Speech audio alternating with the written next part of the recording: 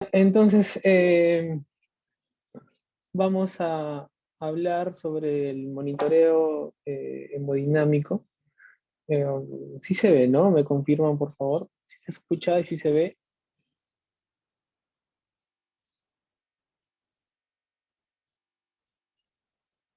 Aló.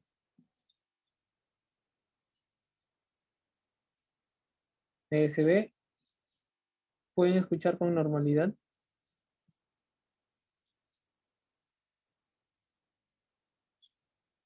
A ver,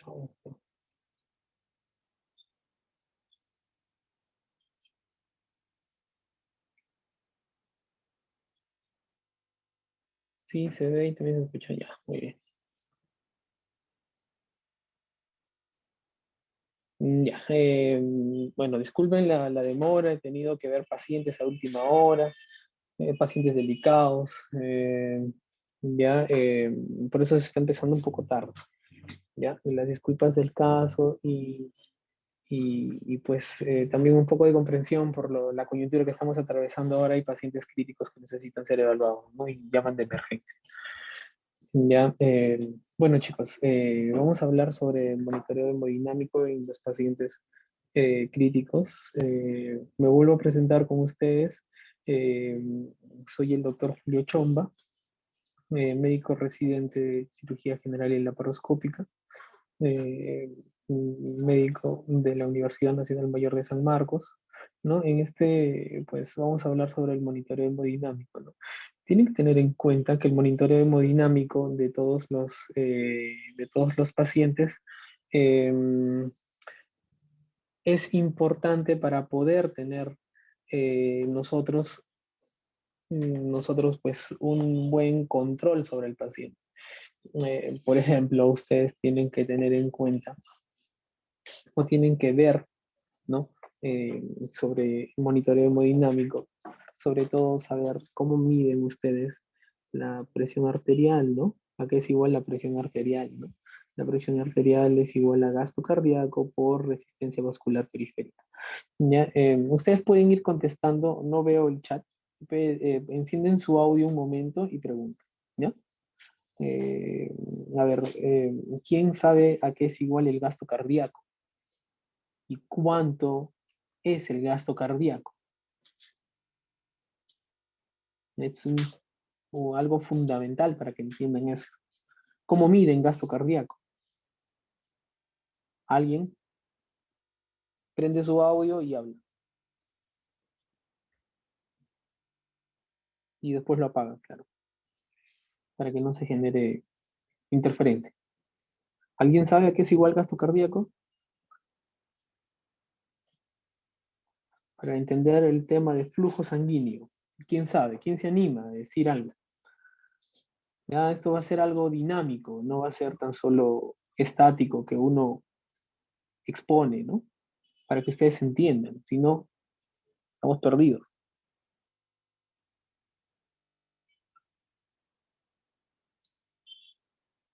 Ya, a ver, estamos en el chat. ¿Quién se anima? Escriba algo. ¿Cuántos médicos tenemos en ponencia, por favor? Levanten la mano.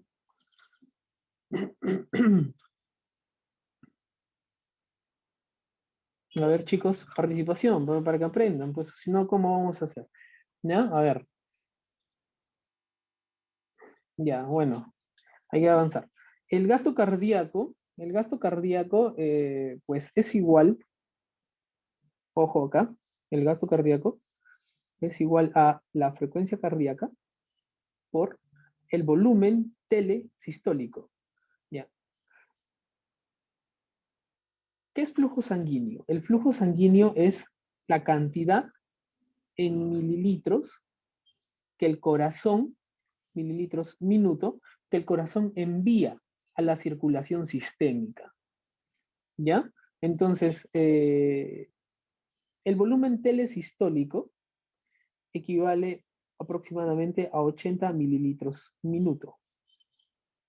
¿Ya? Y la frecuencia cardíaca siempre pues, va entre 60 y 90, lo normal. ¿No? Entonces, el gasto cardíaco normalmente, si multiplicamos eso, tiene un aproximado de 5.000 mililitros minuto. Es lo que el corazón mueve en un minuto. ¿Ya? Esa cantidad se mueve en un minuto. ¿Ya? Y la resistencia, ¿y de qué depende este gasto cardíaco? ¿De qué depende? ¿Alguien sabe de qué depende? Si depende del estado dinámico de la precarga o depende de la poscarga. ¿Quién sabe? ¿De qué depende? A ver, vamos al chat.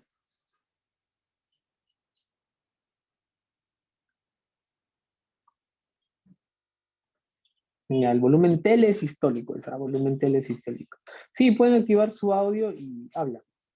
¿Ya? A la poscarga, no, no, nada, nada. No, es igual a la precarga. ¿Ya? La precarga. ¿Y de quién depende la resistencia vascular periférica? ¿Alguien sabe? La resistencia vascular periférica depende de, a ver, ¿alguien?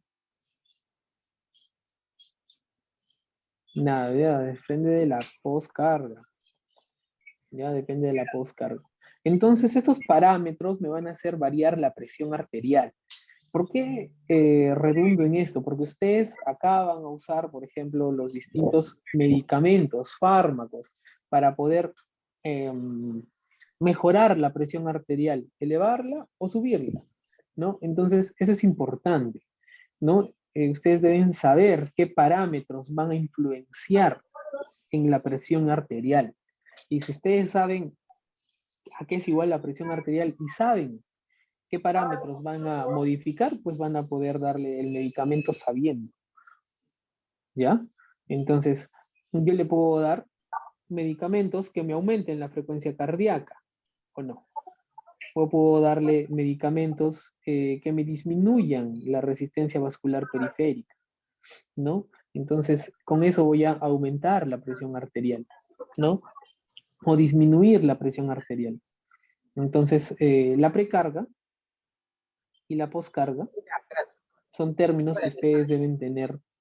¿Alguien está con el audio prendido? Por favor, solo si va a hablar, lo prende. ¿Ya? Entonces, y la presión intravascular.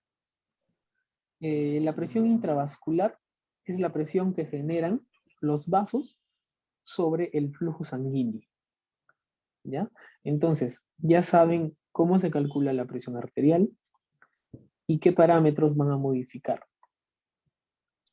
¿Ya? Entonces, nosotros, mediante la hemodinamia, vamos a medir las variaciones, tanto del flujo y de la presión, ¿no?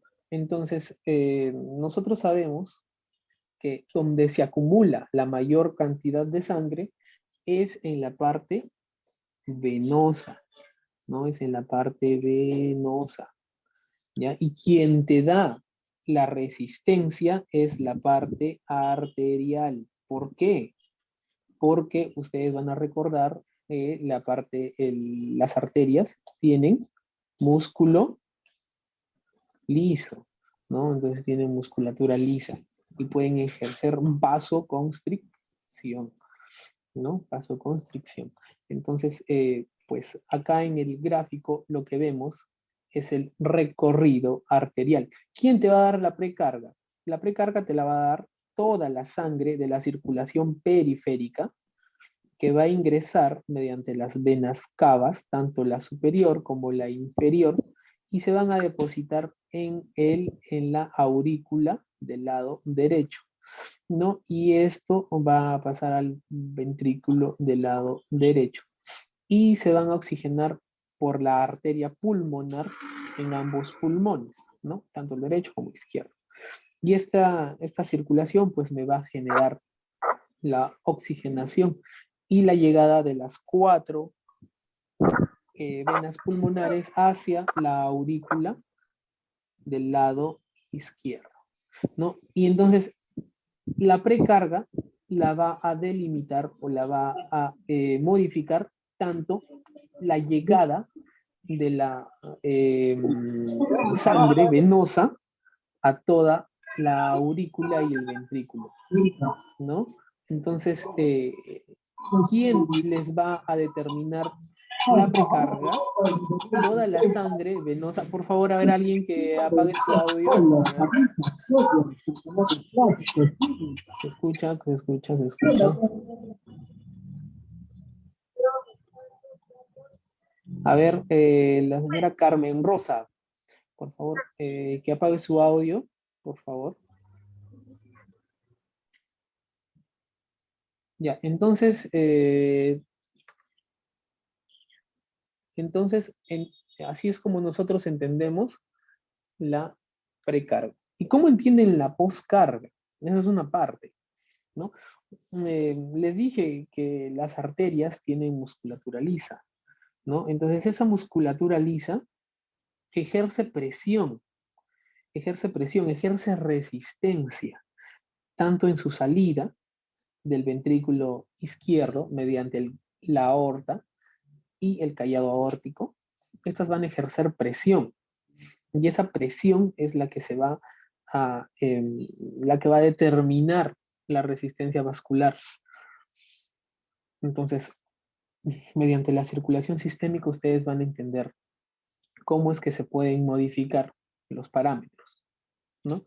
Entonces, la función cardíaca está determinada por el volumen intravascular, el volumen de sangre circulante, que es la que sale del ventrículo izquierdo. Y aproximadamente son 80 mililitros por cada eh, por cada latido, ¿no? Por cada latido, ¿no? El inotropismo es nada más y nada menos que la fuerza de contracción. La fuerza de contracción ejercida por la ley de Frank-Starling. A mayor distensión, mayor fuerza de contracción. Entonces, con esa ley ustedes van a determinar que mientras más distienda yo el ventrículo izquierdo con una buena precarga, pues voy a generar una mejor fuerza de contracción. Por eso es que los pacientes que sufren con hipertrofia ventricular izquierda tienen un gasto cardíaco bajo. ¿Por qué? Porque el músculo cardíaco se hace grueso, se hipertrofia. Y esa hipertrofia que genera ese músculo cardíaco, por ejemplo, en futbolistas, en deportistas de alto rendimiento, va a hacer que el espacio que tenga ese ventrículo izquierdo sea menor. Entonces, este espacio, al ser menor, va a tener una menor capacidad para poder enviar sangre hacia la circulación sistémica, ¿no? Entonces, va a tener una buena fuerza de contracción, pero no va a tener eh, un buen gasto, ¿no? Porque es pequeño el volumen que va a mover, ¿no? Igual en las cardiopatías dilatadas, ¿no? La cardiopatía dilatada generalmente tiene una mala fuerza de contracción, llega la cantidad de sangre de manera adecuada, pero es un corazón que no tiene la adecuada fuerza de contracción. Entonces, le llega bastante sangre, pero la contracción es inadecuada. También va a tener un gasto cardíaco bajo, ¿no? Los vasoactivos, ¿no? Para modificar tanto la vasoconstricción como la vasodilatación, ¿no? Acá vamos a tener, ¿no? Pues grupos como los beta-2 agonistas y los beta-2 antagonistas, ¿no? Para hacer la vasodilatación o la vasoconstricción, ¿no? Usar también adrenalina, ¿no? Algunos vasoactivos. Y cronotropismo.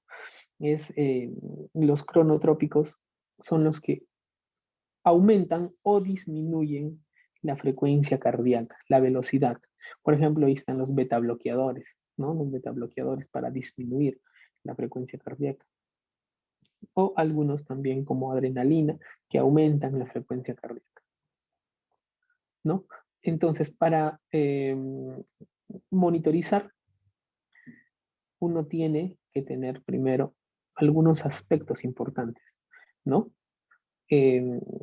Estar alerta y monitoreo, que es mirar, observar, ¿no? De manera cuidadosa y estar alerta, ¿no? Entonces, los objetivos, ¿qué objetivos tenemos para este monitoreo, ¿no? Tenemos que conocer de una manera objetiva y constante el estado hemodinámico, presión arterial, frecuencia cardíaca, sobre todo el monitoreo de la presión arterial, ¿no? Del paciente y las alteraciones fisiológicas, ¿no? Ver qué alteración ese paciente tiene, ¿no? Y qué tendencia a la variación. Por ejemplo, los pacientes sépticos tienden a ser hipotensos, ¿no? Más cuando van a ser operados, ¿no? Y las glucosas que manejan alteradas, por ejemplo, los pacientes sépticos tienden a ser, antes de la cirugía, por el estado hipermetabólico que tienen, hipoglicemias, ¿no? Servir como mediadores anticipatorios y continuas para prevenir morbilidad y mortalidad al encontrar con rapidez cualquier cambio, ¿no? Entonces, detectar a tiempo y prevenir depende de la patología. Hay múltiples patologías.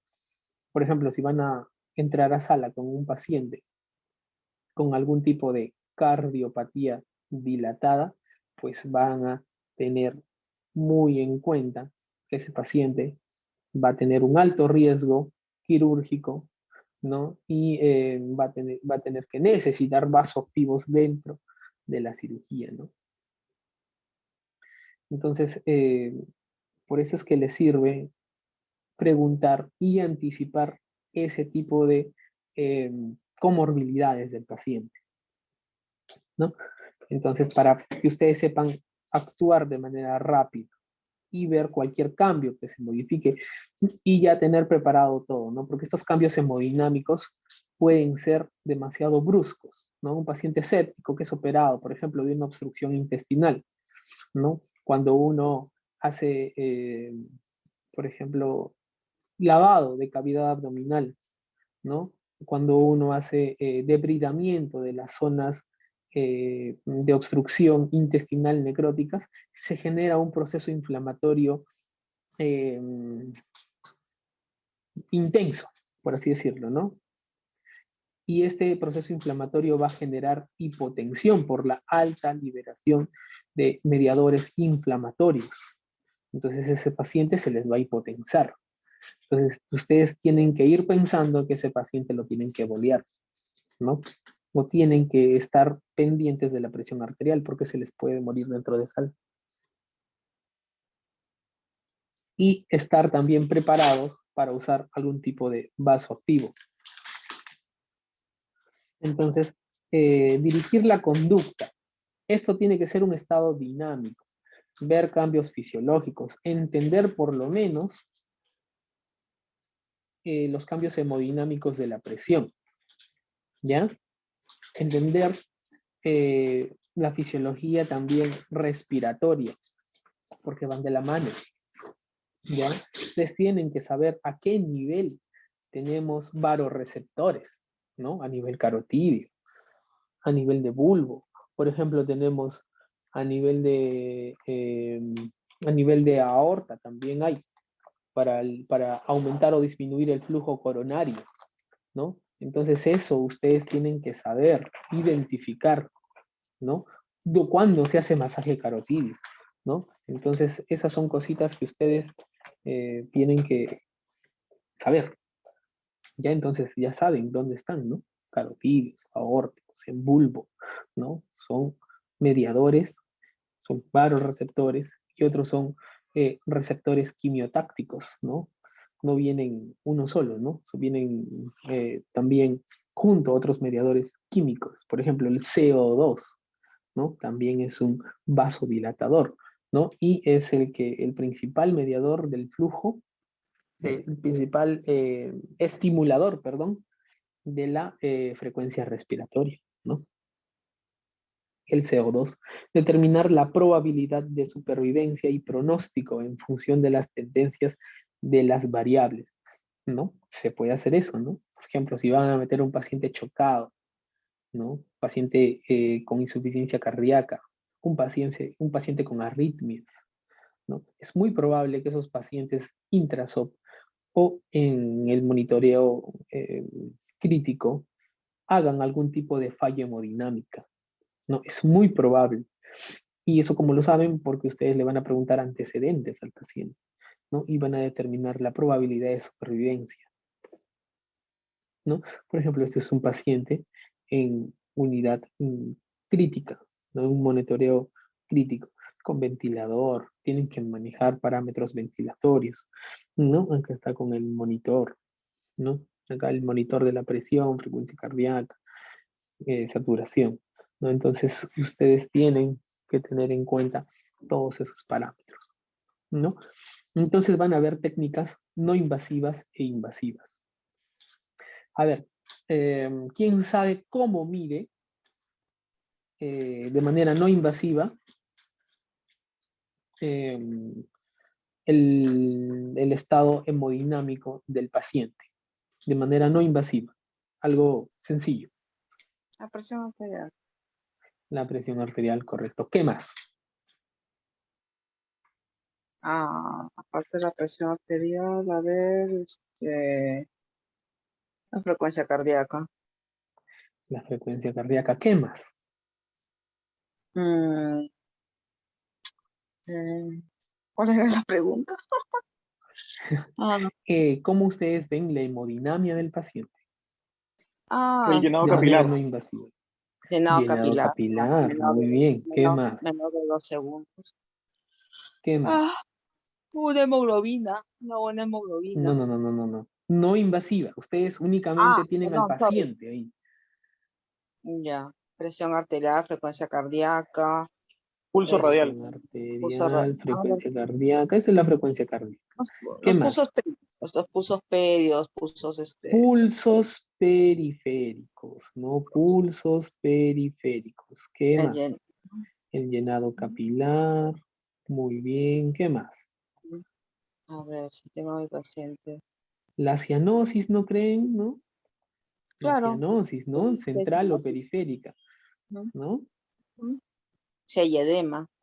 ¿Alguien sabe cómo es la cianosis periférica y la cianosis central? ¿Qué piensan si tiene cianosis periférica y qué piensa si tiene cianosis central? Cuando hay cianosis de tipo central, lo que tienen que pensar es en función pulmonar. Y cuando hay cianosis de tipo periférico, tienen que pensar en que es un fenómeno vasoactivo. ¿Ya? Por ejemplo, fenómeno de Raynaud's, ¿no? Y en función pulmonar puede tratarse de un trastorno cardiopulmonar, ¿no? La trombosis pulmonar, ¿no? Un TEP, ¿no? Un tromboembolismo pulmonar, ¿no? Entonces, pensar en ese tipo de alteraciones, tanto pulmonares como cardíacas, ¿no? También puede tratarse de una insuficiencia cardíaca congestiva, ¿no? Entonces, por eso es que ustedes identifican, cianosis central lo van a ver labios, encías, mucosas, ¿no? Y la periférica lo van a ver en los vasos periféricos, manos, pies, zonas distales, ¿no? Y a ver, ¿cómo van a ver? Eso es con respecto a lo no invasivo.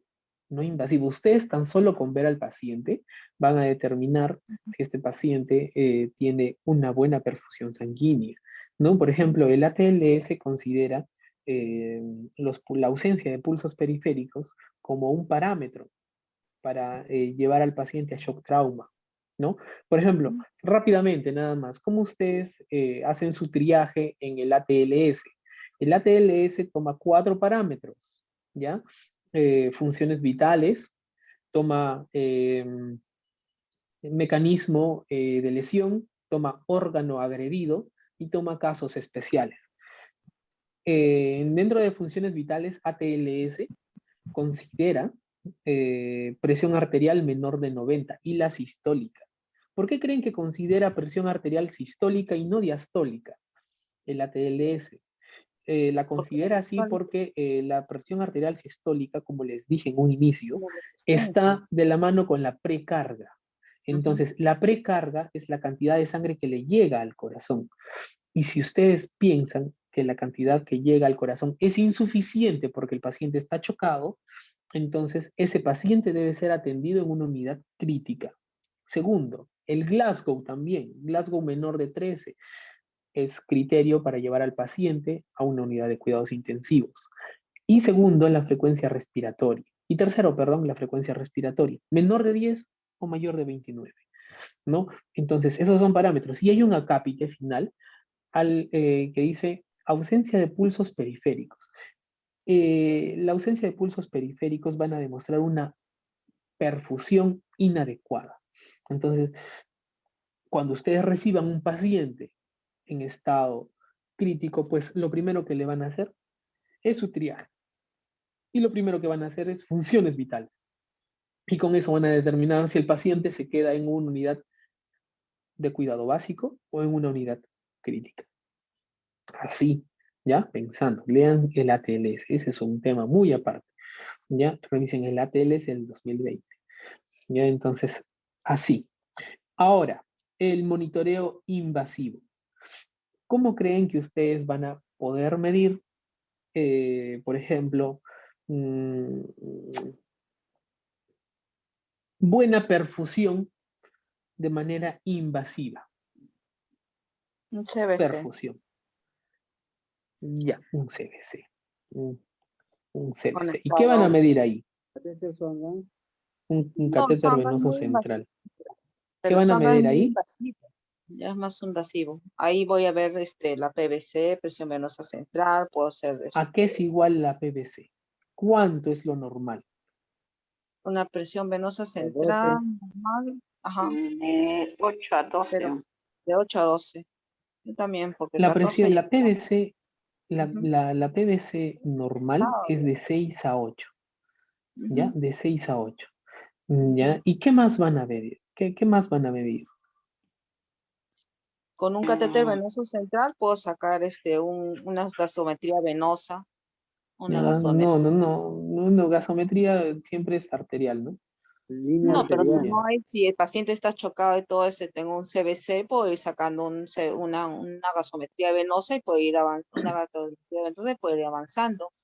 Después ya busco una línea arterial si se puede y ya pues ahí ya tengo ya Ya, en la mi línea arterial, ¿qué van a ver? lactato. En la Básico línea Presión arterial, ¿qué van a ver? arterial. presión Presión arterial. arterial. Correcto. La Ya, ¿qué presión de más? variación de pulso. Ya, Ujú. también pueden ver esa presión de variación de pulso. ¿Qué más van a ver? Entonces, con el CBC, con una línea arterial, Ujú. Presión ya la arterial presión media, arterial claro. media, ya, muy bien. Esa la pueden sacar con tan solo viendo lo invasivo, pendiendo de la presión. ¿Ya? ¿Qué más? No he escuchado el catéter de Swan-Ganz. Sí, Ahí puedo la- ver gasto cardíaco con el catéter de Swan-Ganz claro. y volúmenes ¿Ya? ¿Y pulmonares. qué mides? Gasto cardíaco puedo ver con Gasto Swan-Ganz. cardíaco No, con pero el ¿qué presión Songan. mides? Presión Con la línea arterial, presión presión de arteria arterial, acá veo pulmonar. la PVSA. Ajá. ¿Cómo se llama esa? ¿Cómo se llama esa presión? Ah, ahí me agarro. Hace tiempo que no veo niños, adultos. Esa es la presión de cuña, Mm, ¿no? exacto, la presión de cuña. ¿Y cuánto es La el valor presión, normal la de cuña? PIC, la presión intracapilar, ¿no? El valor normal es de 8 a 12, ¿ya? La PVC de 6 a 8, ¿ya? Entonces, esa es la presión intracapilar, ¿no? La PIC. Entonces nosotros medimos con el catéter de Swan-Ganz eso, ¿no? ¿Cuántos son médicos acá, chicos? Si no le contestan, creo que no hay. No hay, ¿no? Ya, entonces,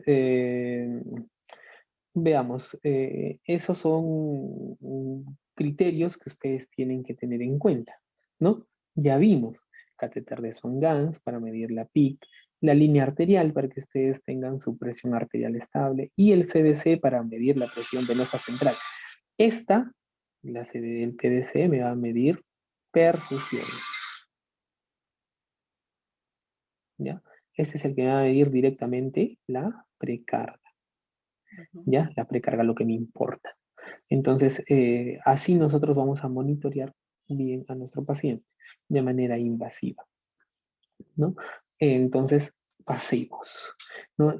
Signos y síntomas asociados a compromisos hemodinámicos, ¿no? Entonces, acá tienen que tener en cuenta que la disfunción cardíaca viene por algunos parámetros, influenciado por algunos parámetros. Tanto el sobreestrés o la sobrecarga, por ejemplo, en los deportistas, ¿no? En los deportistas que hacen una sobrecarga, un sobretrabajo cardíaco, por lo mismo que son deportistas de alto rendimiento, y hacen que el músculo se hipertrofie. Otra, por ejemplo, los pacientes que sufren de hipertensión, HTA.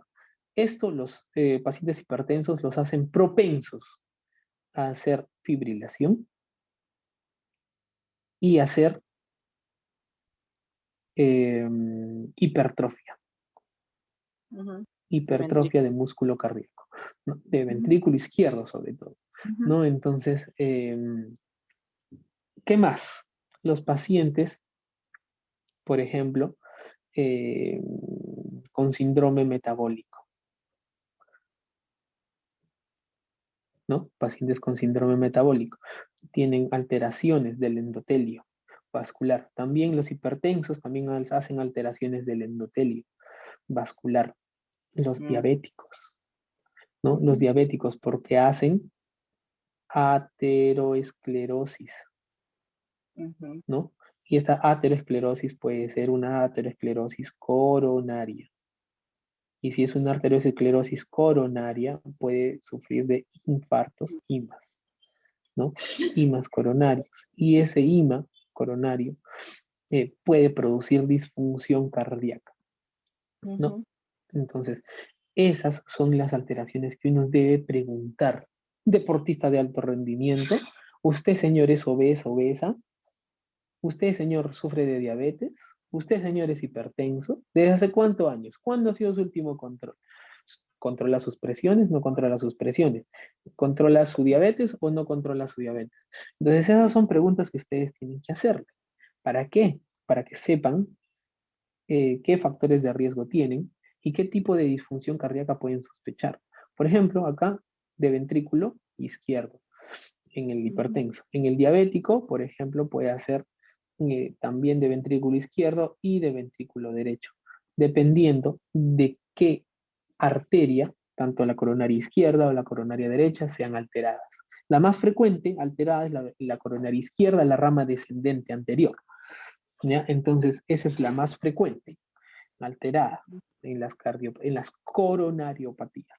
Entonces, ¿qué van a ver, por ejemplo? Taquicardia, ¿no? Los pacientes taquicárdicos, la ingurgitación yugular. La ingurgitación yugular ustedes lo pueden ver en el paciente en la PVC, porque la PVC te va a medir la precarga y la ingurgitación yugular, es decir, la sangre que llega tanto de la vena cava inferior como la vena cava superior, van a ser medidos directamente por el CDC, ¿no? Entonces, ¿cómo mido ingurgitación yugular?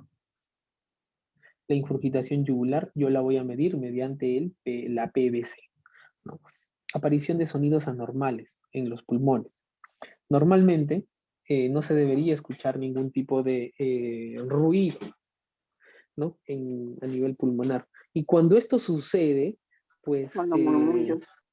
¿qué es lo que pasa? En el caso de la hemodinamia, pues puede tratarse de una congestión pulmonar, ¿no? Cuando se trata de una congestión pulmonar, pues nosotros tenemos que tener en cuenta que se pueden escuchar subcrepitantes a nivel pulmonar, ¿no? Producto de la congestión. Hay matidez en ambos pulmones porque es bilateral, También pueden escuchar ruidos agregados, como por ejemplo, ya le dije, subcrepitantes, ¿no? Ya, muy bien. Los soplos cardíacos. Los soplos cardíacos, por ejemplo, los soplos telesistólicos, que son producto de la hipertrofia ventricular, son los más frecuentes que pueden auscultar. Los frotes, un frote pleural, por ejemplo. Cuando ustedes escuchan ruidos de frote, cuando auscultan pulmón, pueden sospechar de que ese corazoncito Ujú. está sufriendo de una pericarditis, ¿no? Cuando hay ritmo de galope, por ejemplo, hay un tercer ruido, ustedes pueden sospechar que se trata de una hipertrofia ventricular izquierda.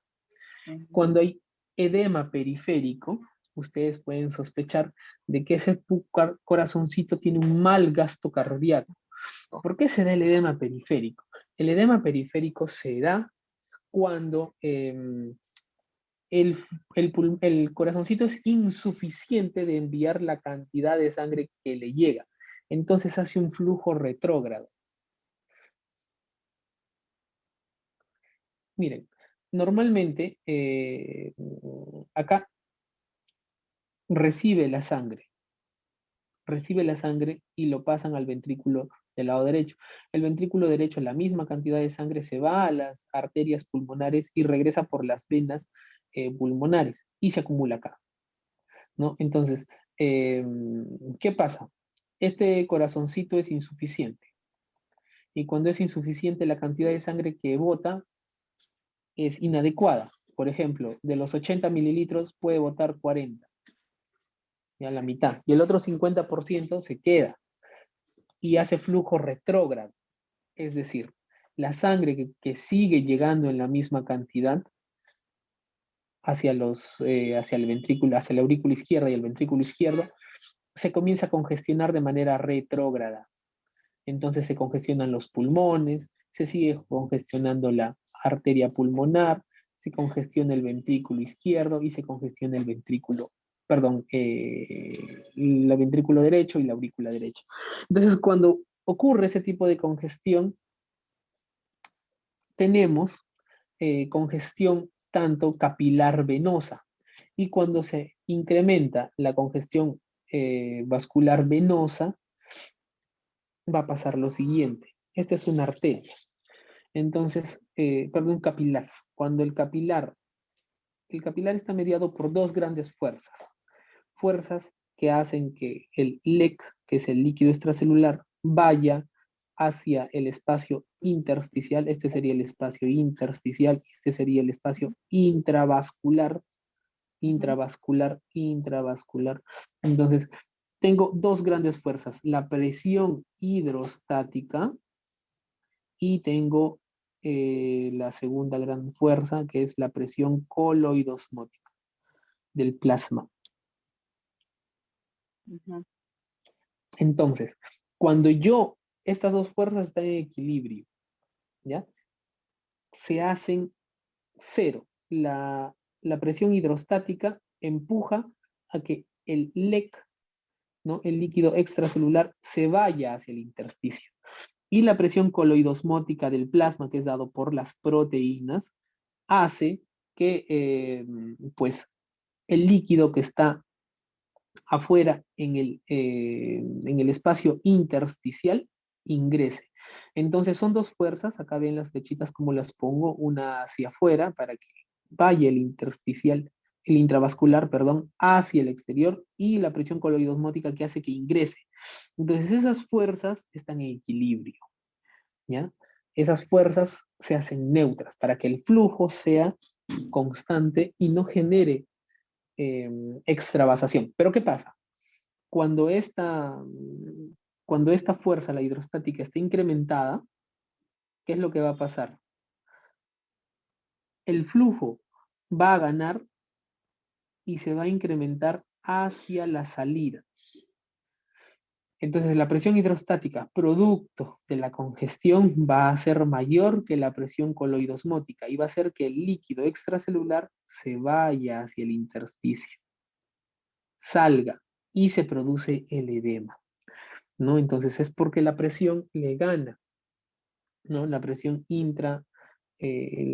intersticial, perdón, la presión hidrostática le gana a la presión coloidosmótica, ¿no? Producto de la congestión. Es así como se da el edema. No es así como nosotros vamos a ver el edema. Entonces, el colapso cardiovascular y el shock, pues, produce alteraciones del sensorio. Como les dije, ¿no? Tienen que ustedes tener en cuenta el Glasgow del paciente. Glasgow menor de 13 es indicación para que se vaya a shock trauma. Pulsos disminuidos o ausentes, los pulsos periféricos. Otro gran parámetro que ustedes tienen que visualizar para que ese paciente sea de su sospecha, de que se trata de una alteración del estado hemodinámico, ¿no? Y el paciente también debe ser atendido en una unidad de shock trauma. La piel pálida, la piel fría, sudorosa, ¿no? También de un estado hemodinámico alterado. ¿Por qué? Normalmente cuando ustedes tienen una piel fría, sudorosa, es porque está entrando el paciente en taquicardia y se libera grandes cantidades de adrenalina, ¿no? Y esa adrenalina te puede producir arritmias, ¿no? Y el corazón trabaja tanto que se cansa, ¿no? Se cansa. Y ese trabajo extenuante produce una disfunción cardíaca. Y esta disfunción cardíaca a las finales produce hipotensión, ¿no? El corazón no puede sostener, por ejemplo, frecuencias cardíacas de 200, 220. Es demasiado trabajo cardíaco. No, una porque tienen que saber que el corazón se nutre en diástole, ¿no? Y la relación sístole-diástole es de 1 a 3, o sea, por cada contracción sistólica es como 1 y la diástole, es decir, la dilatación es como 3. Y cuando hay aumento de la frecuencia cardíaca, es decir, la taquicardia, ¿no? La sístole comienza a durar más, ¿no? Comienza a durar 2 de 3, a veces dura 3 de 3. Entonces, eso produce que el llenado, la fase de llenado sea más rápida, ¿no? Y no se produzca una buena diástole, es decir, una buena relajación. Y ustedes tienen que saber que el corazón se nutre en diástole. Entonces, si no hay una buena diástole, el corazón no va a recibir de manera adecuada el flujo sanguíneo. Y si no recibe un buen flujo sanguíneo, va a entrar en un estado de disfunción cardíaca, ¿no? Entonces, variables hemodinámicas, ¿no? ¿Qué variables hemos visto? La frecuencia cardíaca, la presión sanguínea, ¿no? La presión arterial, que ustedes lo miden, ya han visto por el tensiómetro, o si no, por una línea arterial. La presión arterial pulmonar, que lo miden, es la famosa PIC, ¿no? Que lo van a medir por el catéter de Swan-Ganz, ¿no? La presión de cuña, que es también la presión capilar a nivel pulmonar, ¿no? Que se puede sacar también con la PIC, la presión venosa central y el gasto cardíaco, ¿no? Todas esas las hemos mencionado, ¿no? La presión venosa central y el gasto cardíaco, ya saben a qué es igual gasto cardíaco, ¿no? Muy bien. Entonces tienen que también tener en cuenta las variables hemodinámicas, ¿no? Las variables indirectas se obtienen a partir de las medidas directas y valoran el funcionamiento cardíaco, ¿no? La PAM, la presión arterial media, ¿no? La presión arterial media, perdón, tiene que tener un valor. No debe ser menor de cuánto. A ver, alguien que sepa. No menor de 60. No menor de Mm, 60. mm, No, No menos de 65. 65. Exacto, 65. 65, ¿no? Ajá. Exacto. No tiene que ser menor de 65, tiene que ser mayor, igual de 65, ¿no? Algunas literaturas toman por ejemplo, que la presión arterial media sea mayor de 70. No, pero se ha determinado que se ha consensuado que sea 65, pero en Europa lo consideran mayor o igual a 70, ¿ya? Entonces, ¿y a qué es igual la presión arterial media? También tienen que saber. Es igual a la Es presión sistólica, ¿ah? dos diastólicas más una sistólica entre 3. Exacto, ¿no? Entonces es igual a la presión sistólica más 2 veces la presión diastólica sobre 3, ¿no? Así calculan ustedes su PAM, ¿no? El índice cardíaco. El índice cardíaco lo calculan con una radiografía, ¿no? Una radiografía, y no debe ser mayor del 50%, ¿no? Con una radiografía, ese es para calcular índice cardíaco. El volumen sistólico, importantísimo, ¿no? Porque el volumen sistólico, con este van a ustedes medir, van a ver la precarga, ¿no? La precarga. El volumen sistólico es la cantidad de sangre que es expulsada hacia la circulación sistémica. La resistencia vascular, tanto sistémica como pulmonar, ¿no? La resistencia vascular sistémica ejercido por las arterias y la resistencia vascular pulmonar ejercida por las venas pulmonares, ¿ya? Las venas pulmonares, ojo, en realidad son fisiológicamente arterias, ¿ya? Sino que se llaman venas pulmonares porque se le determinó de manera anatómica porque las venas, eh, las arterias que salen del ventrículo derecho son las arterias pulmonares, ¿no? Y transportan sangre venosa, ¿no? A diferencia de las venas pulmonares que transportan sangre arterial, ¿no? El índice de trabajo sistólico, ¿no? El índice de trabajo ventricular es la cantidad, por ejemplo, de sangre sobre el esfuerzo cardíaco, ¿no? El índice de trabajo sistólico. ¿Cuántas veces el corazoncito late y produce una contracción, ¿no? El índice de trabajo sistólico.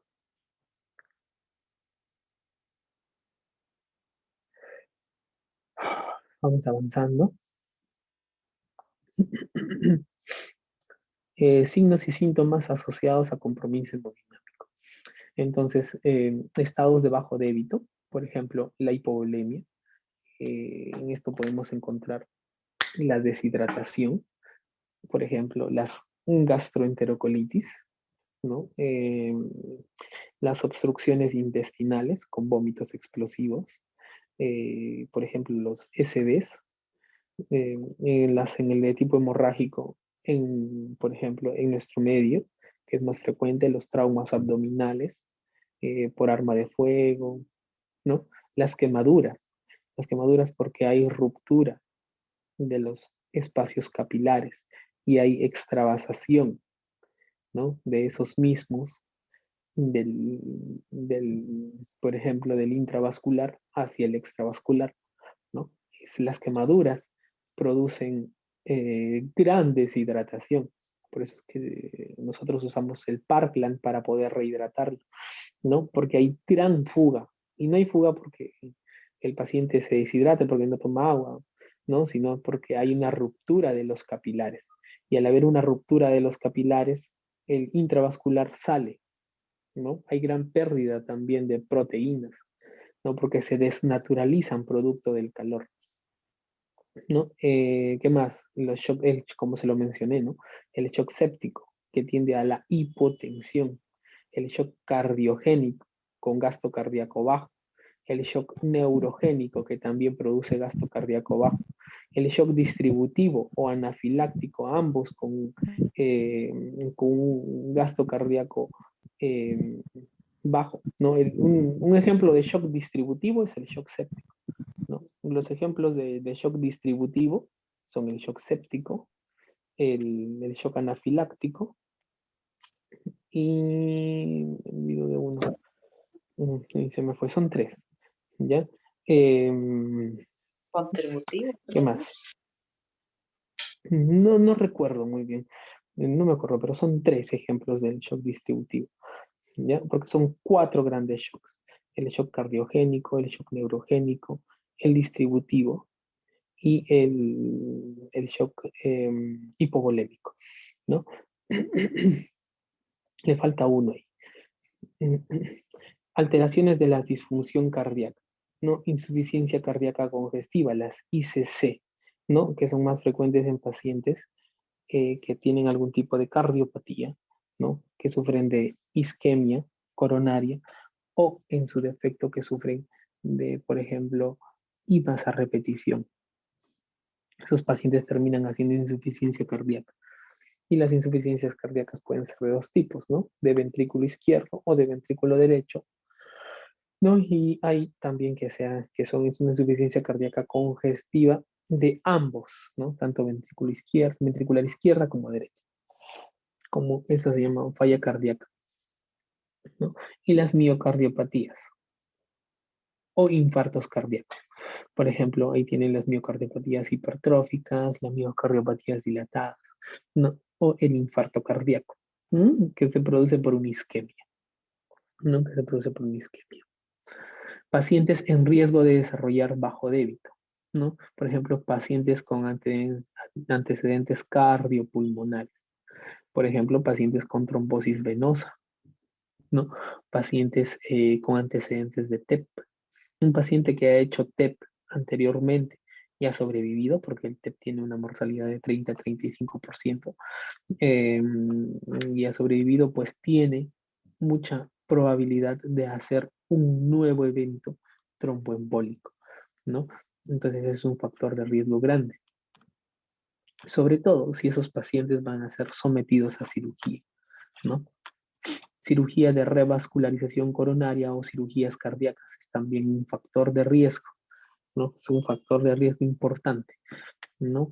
Estas cirugías de revascularización coronaria consisten en colocación de stents o a veces bypass, ¿no? Un bypass coronario, que generalmente ese bypass coronario se hace de una arteria, ¿no? La arteria mamaria interna, ¿no? O también cirugías cardíacas, ¿no? Las cirugías cardíacas a cielo abierto se denominan, ¿no? Y las cirugías abdominales mayores, por ejemplo, en los pacientes por trauma abdominal por PAF, ¿no? Los pacientes pafiados son cirugías de alto riesgo, ¿no?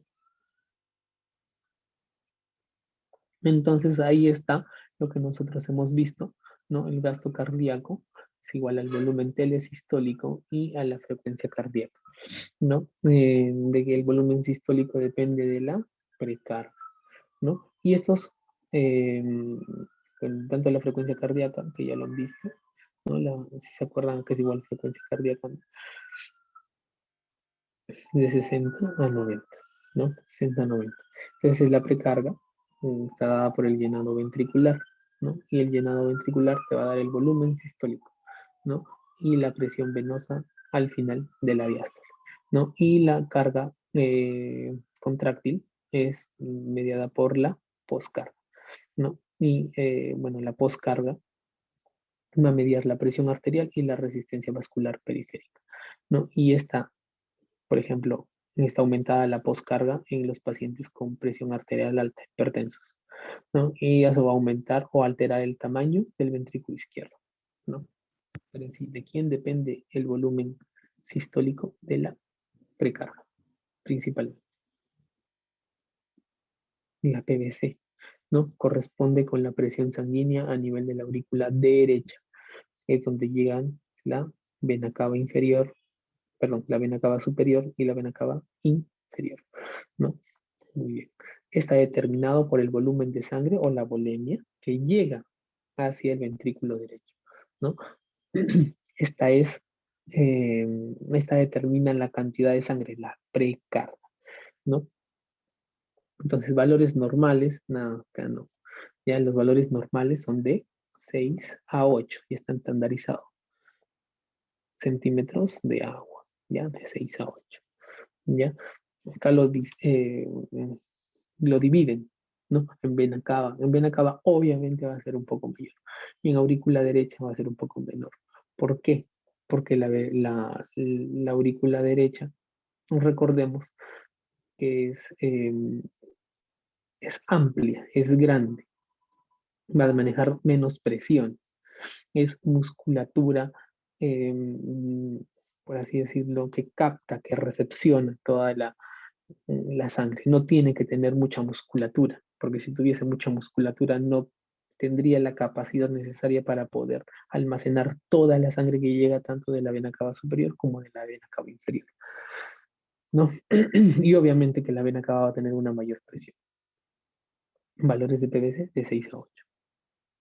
¿Ya? La curva de presión venosa, ¿no? Cada curva de presión venosa tiene una correlación con la con el electrocardiograma. ¿No? Por ejemplo, la onda P, que es una onda de despolarización, se correlaciona con la onda A venosa, ¿no? La onda P, ahí se inicia la despolarización, y cuando se inicia la despolarización es el punto de partida de la contracción de tipo ventricular, ¿no? La onda C que corresponde al cierre de las válvulas tricúspides. El cierre de la válvula tricúspide se da justo después del volumen telesistólico.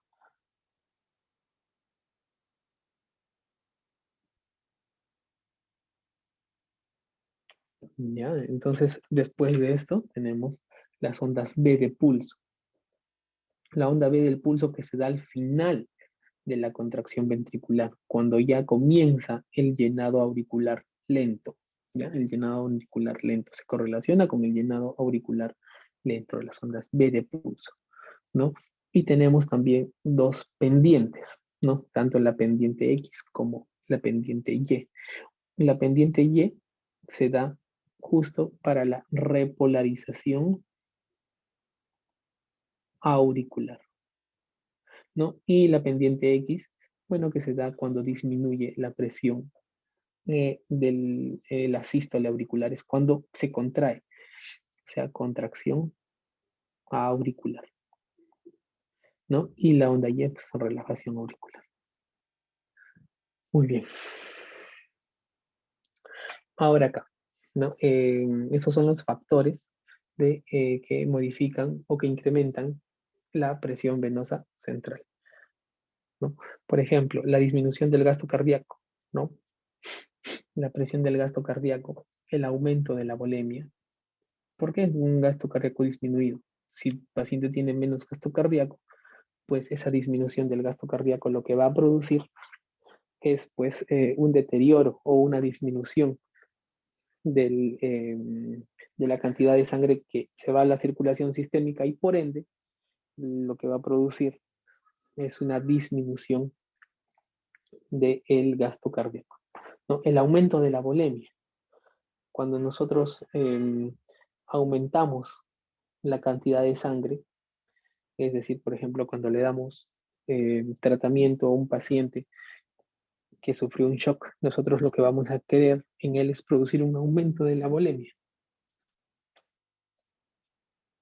Entonces, este aumento de la volemia lo que va a producir es pues un incremento de la presión venosa central. Entonces, ¿qué más? La vasoconstricción venosa, ¿no? Nosotros también podemos hacer vasoconstricción venosa. ¿Con qué tipo de vasoactivos? Por ejemplo, octreotide, somatostatina, ¿no? Podemos hacer vasodilatación arterial también, ¿no? Que van a alterar principalmente el volumen, ¿no? ¿Con quién hacemos vasodilatación arterial? Por ejemplo, con los betabloqueadores, ¿no? Los cambios posturales también, ¿no? Cabecera a 30 grados, ¿no? Por ejemplo, el uso de forceps expiratory, ¿no? La Valsalva. Con la Valsalva nosotros lo que vamos a obtener es que, bueno, la cantidad, la compliance cambie, ¿no? Cuando nosotros hacemos Valsalva, aumentamos la presión venosa central, ¿no? Y la contracción abdominal, que también va a incrementar la presión venosa central, ¿no? Tanto en volumen como en compliance, ¿no? Esos son los factores. Esto también, interpretación de la PVC. ¿Qué signos? ¿Qué signos se van a alterar cuando hay una PVC baja?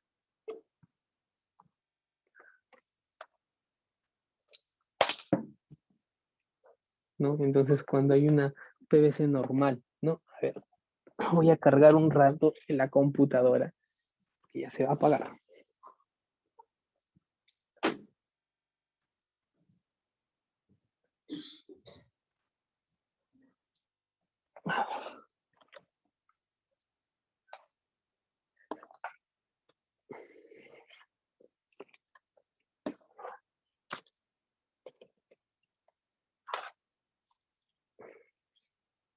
Ya está. Ya está cargando. Muy bien, entonces continuamos. Entonces la interpretación de la PVC, ¿no? Entonces, cuando hay una PVC baja, pues tenemos que va a haber taquicardia, ¿no? La presión puede estar normal, ¿no? Podemos tener una diuresis disminuida. El riñón recibe entre el 15 a 20% de gasto cardíaco. Entonces, cuando nosotros tengamos una PVC baja, o sea, por una precarga disminuida, obviamente pues vamos a tener un gasto cardíaco disminuido, ¿no? Y esto va a alterar la diuresis, puede disminuir la diuresis. Por eso es que en pacientes críticos tienen que estar con su sonda Foley y para poder medir la diuresis, ¿no? Y su PVC, ¿no? Su vía central. Llenado capilar, obviamente, ¿no? Si tenemos un gasto cardíaco bajo, una PVC alterada baja, vamos a tener un llenado capilar disminuido, ¿no? Entonces eso, perdón, prolongado, ¿no? El llenado capilar va a estar alterado. Normalmente el llenado capilar tiene que ser menor de 2 segundos. Y cuando se encuentra una PVC baja, el llenado capilar se prolonga, ¿no? Se hace más claro, ¿no? Y cuando la presión venosa central es baja, normal o alta. En los casos de la sepsis, generalmente, esa presión suele ser baja, ¿ya? Normal o baja. Excepcionalmente se encuentra alta, ¿no? Cuando, por ejemplo, se usan o cuando tiene alguna otra enfermedad concomitante, ¿no? Por ejemplo, es hipertenso, no sufre o tiene, por ejemplo, un tumor neuroendocrino productor de somatostatina, ¿no? Por ejemplo, un tumor carcinoide se encuentran altas, ¿no? Pero no, generalmente los pacientes sépticos hacen una hipotensión, ¿no? Una PVC normal también se puede encontrar en los casos de hipovolemia. ¿Por qué en ambas, no? Dice hipovolemia, baja, normal. Porque depende de los estados, ¿no? Del grado de hipovolemia que tenga, ¿no? Hipovolemia puede producir en los grados 1 y 2 una presión normal, sin taquicardia. Y en los grados 3 y 4 puede producir una PVC baja con una presión arterial alterada, ¿no? Entonces depende bastante del grado de hipovolemia, ¿no? Entonces, recuerdo, hipovolemia grado 2, grado 1 y 2, normal, pueden cursar con presión arterial normal, sin taquicardia. Y cuando es grado 3 o 4, pues pueden cursar con alteraciones de la presión arterial y una presión arterial disminuida, ¿no? También una diuresis disminuida. Una PVC alta. Cuando van a pensar en PVCs altas, nosotros vamos a pensar en que el flujo retrógrado de sangre está alterado, ¿no? Por ejemplo, en las asimetrías de tórax, los neumotórax a tensión, ¿no? Un neumotórax a tensión te produce un incremento de la PVC, ¿no? Por ejemplo, sonidos respiratorios unilaterales. Cuando tú tienes sonidos respiratorios de un solo lado, significa que el otro pulmón está colapsado, ¿no? Puede estar colapsado por un neumotórax o por algún tipo de, por ejemplo, bula o atelectasia que haya de ese pulmón. Entonces, eso va a producir un aumento de la presión pulmonar y ese aumento de la presión pulmonar va a producir un incremento de la PVC porque el flujo hacia ese pulmón va a seguir llegando y va a producir un flujo retrógrado, un flujo retrógrado. Por ejemplo, el tórax resonante con desviación, todos esos son signos de neumotórax, atención, ¿no? Otra causa de PVC alta, por ejemplo, las insuficiencias cardíacas, pero las insuficiencias cardíacas, por ejemplo, de ambos ventrículos, tanto ventricular derecha como ventricular izquierda, ¿no? De ambos lados.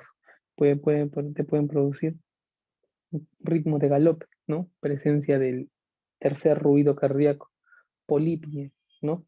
Por congestión vascular pulmonar, ¿no? Aumento de la frecuencia respiratoria, polipnia, ¿no? Puedes producirse un tipo de expectoración como en jalea de grosella, como si fuera sangre mezclada con espuma, ¿no? Esa es una expectoración espumosa rosácea, ¿no? En los casos de insuficiencia cardíaca. Y pues en los casos del taponamiento cardíaco, el taponamiento cardíaco que produce un shock cardiogénico, pues en estos sí se puede producir un silencio auscultatorio, no se auscultan ruidos cardíacos, ¿no? Y lleva a la consecuente muerte del paciente, ¿no?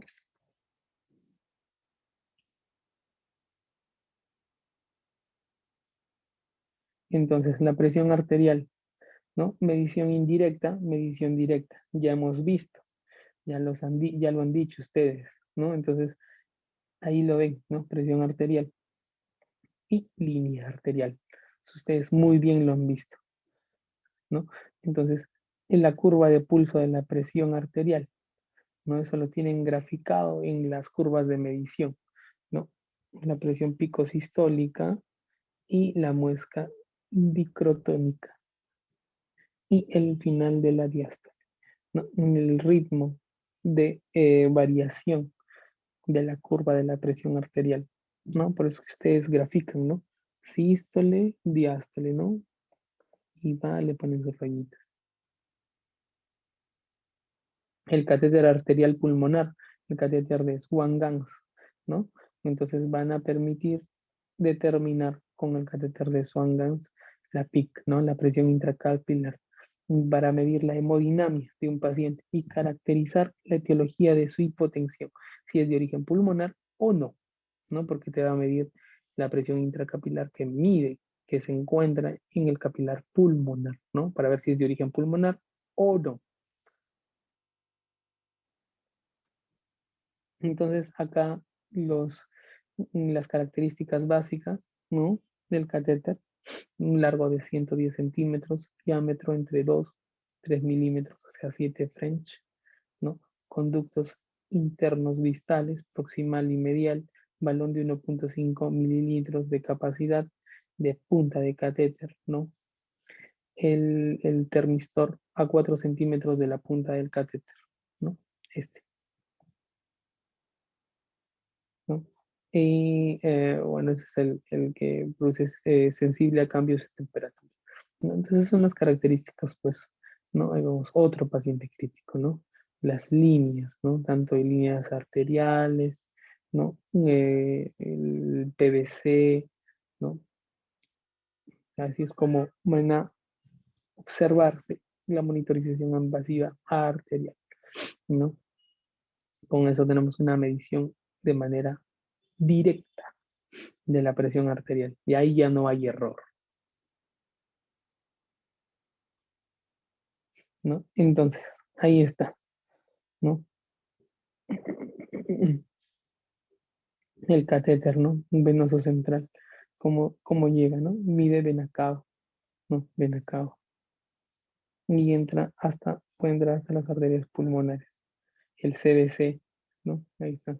¿Cómo colocan un CBC? Un catéter venoso central. Control radiográfico.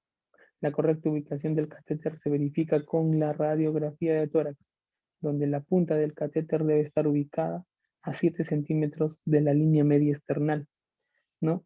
Y en la zona 3 de West, ¿no? Bueno, ¿conocen las zonas de West? Eh,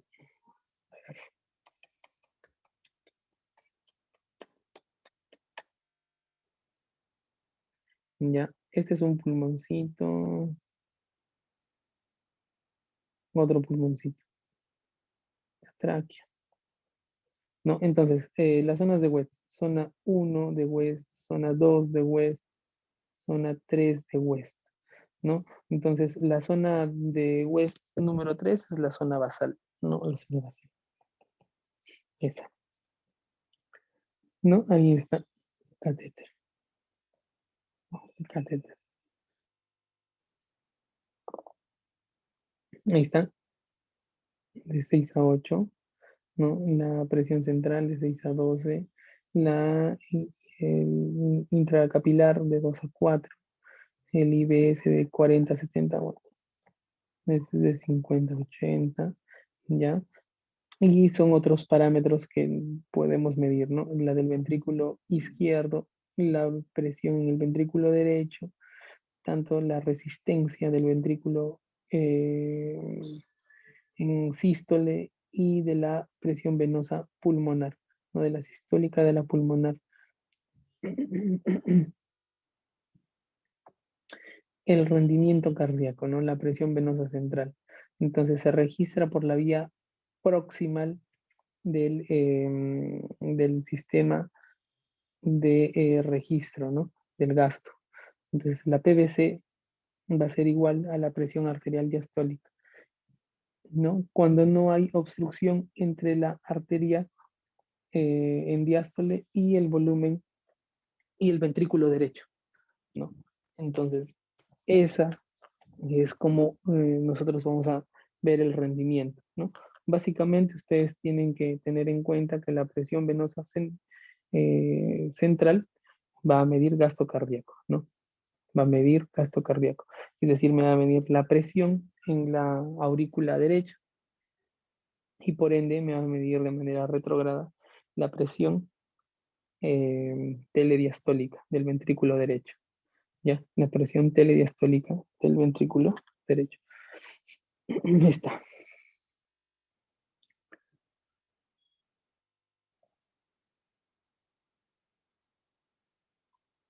Y ahí está. Entonces, la presión del clavamiento, ¿no? De 6 a 12 o de 8 a 12, ¿no? De 8 a 12. Ya, eso nos mide tanto la presión del capilar pulmonar, y tanto la presión de la aurícula izquierda y la presión telediastólica del ventrículo izquierdo. Esa última. Entonces, cuando no hay obstrucción entre la aurícula izquierda y el ventrículo izquierdo, siempre, ¿no? No tiene que haber obstrucción. ¿Por qué? Porque no se podría hacer esto. Tendríamos que diferenciarlo, ¿no? Se alteraría, ¿no?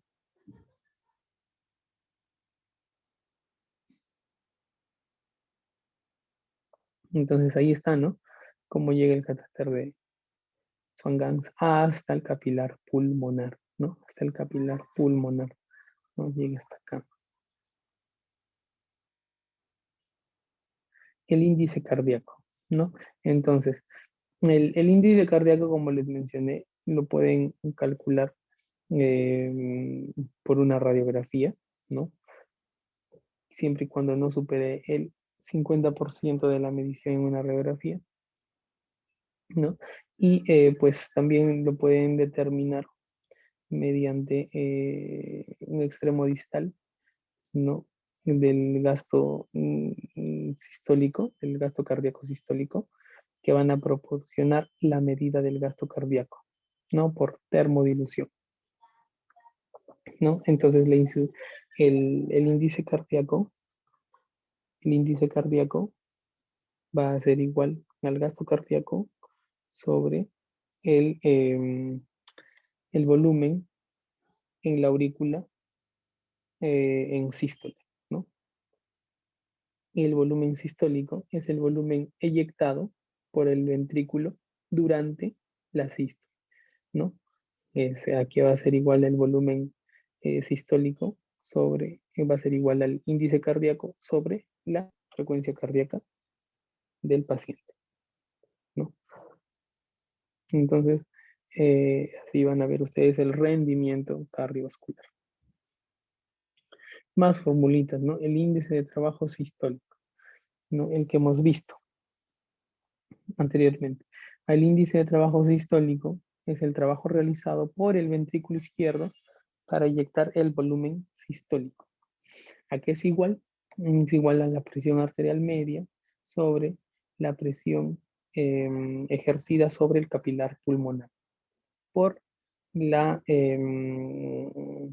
índice de volumen sistólico por esa constante, ¿no? Y el índice de trabajo sistólico del ventrículo derecho es casi igual. Es el índice de trabajo, va a ser igual a la presión de la arteria pulmonar menos la PVC por el índice del volumen sistólico. No, esas son fórmulas. Bueno, son fórmulas que ya se usan, más lo usan los fisiólogos, ¿no? El rendimiento cardiovascular, también el índice de resistencia vascular sistémica.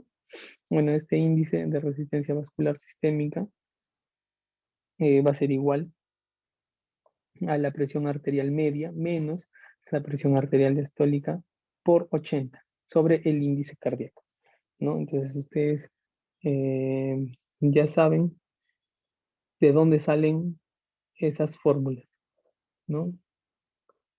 Ahí las tienen, se las van a compartir, ¿no? El rendimiento cardiovascular, el índice de resistencia vascular pulmonar, proporciona el gradiente de la presión a través de todo el lecho pulmonar, ¿no? El índice de resistencia vascular pulmonar. Aquí es igual a la presión arterial pulmonar menos la presión del capilar pulmonar, ¿no? Por 80 sobre el índice cardíaco. Entonces es el índice de resistencia vascular pulmonar. Entonces, el sistema de transporte de oxígeno sistémico va a estar dado por el intercambio gaseoso.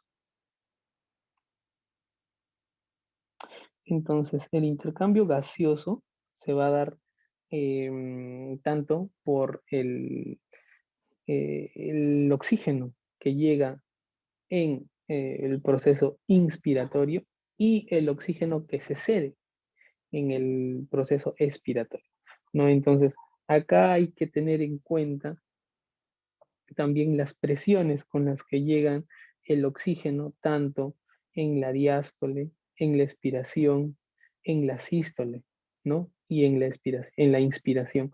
Entonces, estos son los volúmenes o el porcentaje que llega de oxígeno al sistema ventilatorio, ¿no? En la diástole, la cantidad que se mueve en diástole, ¿no? Por ejemplo, el volumen ventilatorio del oxígeno que se mueve más o menos de 100 a 160 milímetros por minuto por metro cuadrado, ¿no? A nivel pulmonar. ¿No? Entonces, en esos vamos a nosotros evaluar, ¿no? En expiración, ¿no? 20 a 30% de oxígeno, ¿no? En el proceso expiratorio. El sistema de transporte de oxígeno sistémico, ¿no? Transporte de oxígeno en la sangre arterial, ¿no? En la sangre arterial la cantidad de oxígeno que va a llegar en el momento de la oxigenación, ¿no? Arterial. ¿Y en qué momento se oxigena? En diástole, ¿no? Se obtiene al multiplicar el gasto cardíaco por la concentración de oxígeno. Entonces, ¿cómo obtengo SD2? Multiplicando el gasto cardíaco por la concentración de oxígeno. La concentración de oxígeno arterial es normalmente de entre 80 a 100%, de 80 a 100%, ¿no? Y la saturación de oxígeno en la sangre venosa mixta, varía inversamente a la cantidad de oxígeno extraído de la microcirculación periférica, ¿no? La saturación de oxígeno en la sangre venosa mixta. El sistema de transporte de oxígeno sistémico, ¿no? El consumo de oxígeno. La tasa de oxígeno es la tasa de oxígeno tomada de la microcirculación sistémica, ¿no? El consumo de oxígeno ventilatorio es lo que, por ejemplo, el cuerpo consume al momento de hacer sístole, ¿no? Lo que el cuerpo requiere. Más o menos llega ahí entre 100 a 120. Y el sistema de transporte de oxígeno en extracción, ¿no? Que se da justo en el sistema de expiración, ¿no? Es la fracción de captación sistémica a través de la microcirculación sistémica. Cuando hay captación de oxígeno, el valor de oxígeno decrece hasta entre un 40 a 60%, y es lo que va a llegar al momento de la expiración, ¿no? Es el cociente de extracción de oxígeno. Cociente de extracción de oxígeno. Son todas fórmulas, ¿no? Los perfiles hemodinámicos.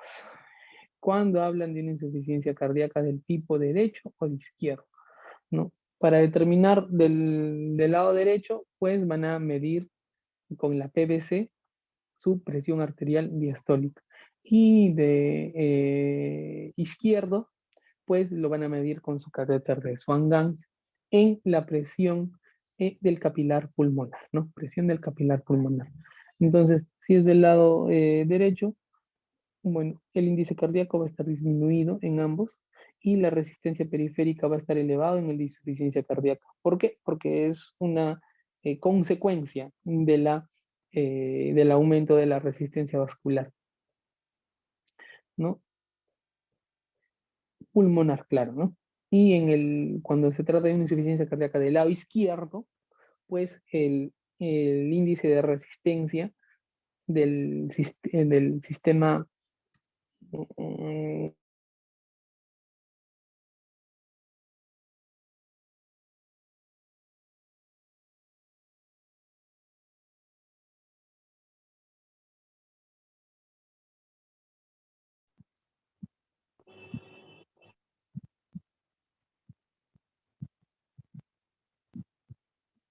No se escucha.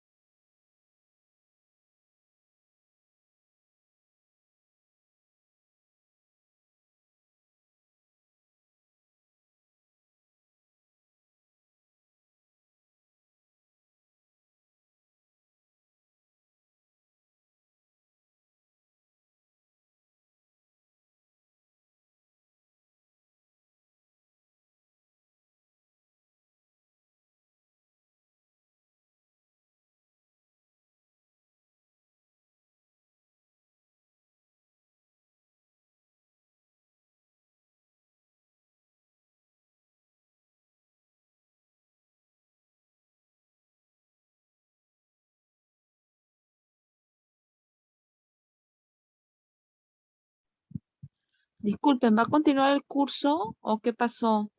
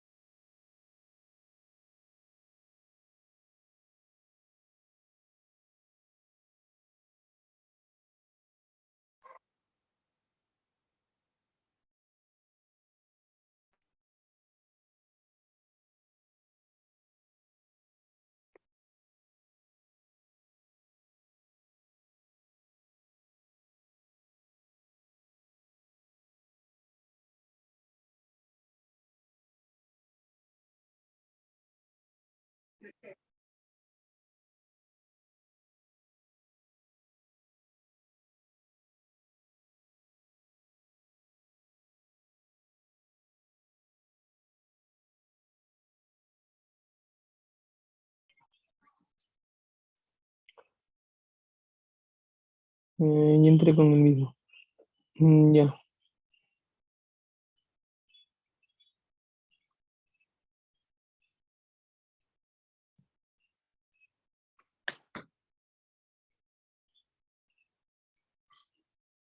Aló.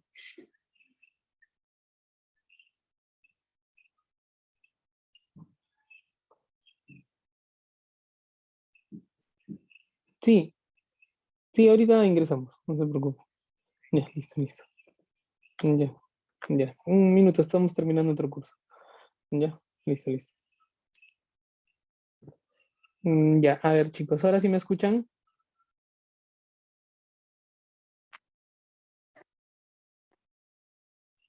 ¿Dónde se habrán quedado?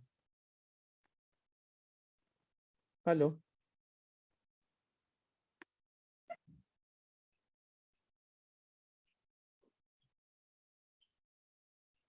Hola.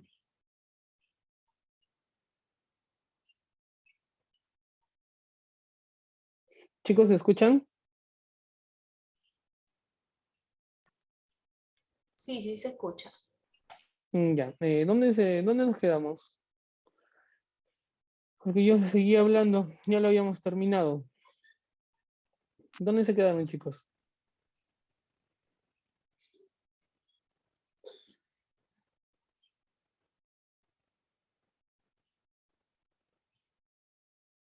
Hola. Bueno, chicos, ya el tiempo... eh,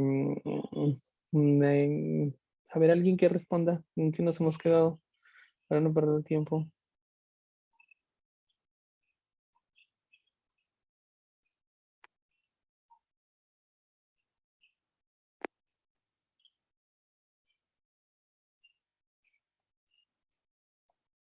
Ya, bueno, lo más importante es esto, ¿no? Que hayan entendido esto, ¿no? Cómo reconocer los tipos de shock, ¿no? El shock hipovolémico, el shock cardiogénico y el distributivo, ¿no? Un ejemplo, el séptico. ¿no? Entonces el hipovolémico precarga, ¿no? Precarga disminuida, el hipovolémico obviamente porque va a haber pérdida ¿cómo se llama? De precarga, es decir, va a haber disminución de la volemia, ¿no? El shock cardiogénico, por ser propiamente de tipo cardiogénico, va a tener una disminución, un incremento del gasto cardíaco, ¿no? Como compensación, ¿no?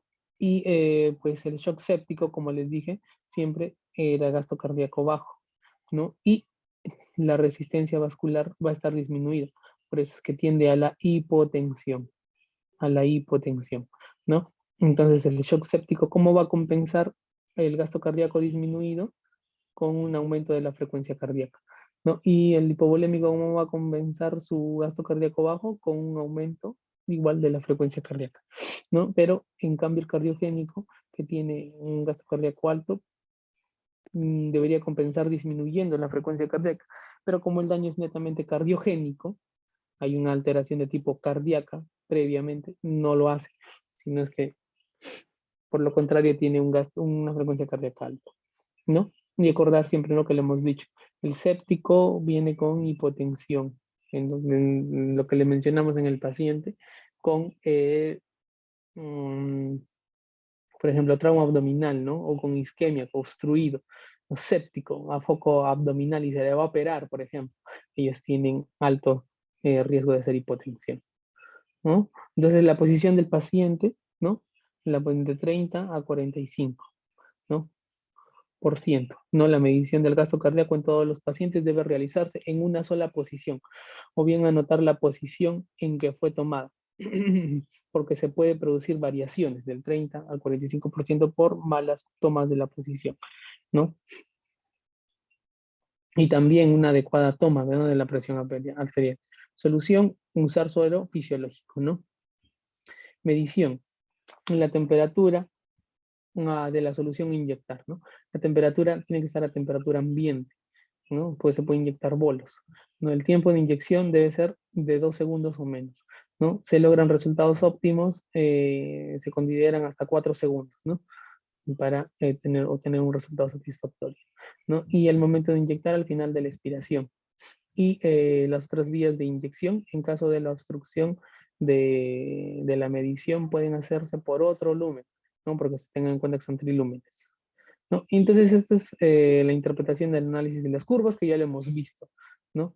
Un pequeño recordaris, ¿no? Interpretación y análisis de las curvas, la interpretación de los componentes específicos de las curvas hemodinámicas requieren la correlación con los eventos eléctricos, ¿no? Por ejemplo, si están en falla cardíaca, van a ver una prolongación del QRS, ¿no? Y después desaparece, ¿no? Y se pone una línea nada más cuando entran en falla cardíaca, o cuando entran en ondas F, ¿no? F picudas, ¿no? Están entrando en un F minúsculas, están encontrando en una fibrilación auricular, o unas F mayúsculas en un flutter, ¿no? Un flutter.